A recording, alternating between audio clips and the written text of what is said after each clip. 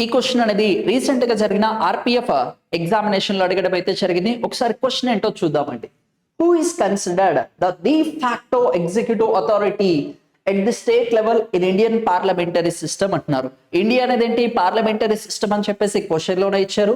ఈ parliamentary system లో మనకి ఎగ్జిక్యూటివ్ కార్యనిర్వహణ శాఖలో ఇద్దరు ఉంటారండి. ఒకళ్ళు వచ్చేసి మనకి రియల్ ఎగ్జిక్యూటివ్ అని పిలవడం అయితే జరుగుతుంది. ఇంకొకళ్ళు వచ్చేసి మనకి నామినల్ ఎగ్జిక్యూటివ్ అని పిలవడం అయితే జరుగుతుంది. ఈ రియల్ ఎగ్జిక్యూటివ్ ఎవరు అంటే ప్రైమ్ మినిస్టర్ అని చెప్తూ ఉంటాము. నామినల్ ఎగ్జిక్యూటివ్ ఎవరిని చెప్తాము అంటే మనకి ప్రెసిడెంట్ అని చెప్పడం అయితే జరుగుతుంది. ఇది ఎక్కడ, సెంట్రల్ లెవెల్లో. మన క్వశ్చన్ ఏం అడుగుతున్నాడు, స్టేట్ లెవెల్ కి సంబంధించి అడుగుతున్నాడు. స్టేట్ లెవెల్లో రియల్ ఎగ్జిక్యూటివ్ ఎవరు, సీఎం గారు ఉంటారండి. నామినల్ ఎగ్జిక్యూటివ్ ఎవరు, గవర్నర్ గారు ఉండడం అయితే జరుగుతుంది. ఎస్, ఇక్కడ మన క్వశ్చన్ ఏం అడుగుతున్నాడు, డిఫాక్టో. డిఫాక్టో అంటే రియల్ ఎగ్జిక్యూటివ్ ని మనకి వచ్చేసి డిఫాక్టో అని పిలవడం అయితే జరుగుతుంది. డి జూర్ అంటే మాత్రం వచ్చేసి నామినల్ ఎగ్జిక్యూటివ్ ని పిలవడం అయితే జరుగుతుంది. డిఫాక్టో అంటే చీఫ్ మినిస్టర్ ని పిలుస్తారు. డి జూర్ అంటే గవర్నర్ గారిని పిలవడం అయితే జరుగుతుంది.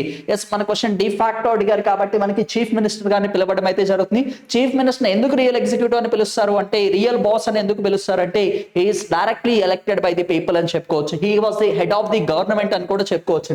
మరి గవర్నర్ గారు అంటే హెడ్ ఆఫ్ ది స్టేట్ అని చెప్తాం. అయితే ప్రెసిడెంట్ గారు తీసుకుంటే కంట్రీ మొత్తానికి హెడ్ ఎవరు, సెంట్రల్ లెవెల్లో ప్రెసిడెంట్ గారు. ప్రభుత్వానికి, కేంద్ర ప్రభుత్వానికి అధిపతి ఎవరు అని చెప్పుకోవాలి అంటే ప్రైమ్ మినిస్టర్ గారిని చెప్పడం అయితే జరుగుతుంది. సేమ్ లెవెల్ వచ్చే స్టేట్ లెవెల్లో పిలుస్తూ ఉంటారు. Thank you.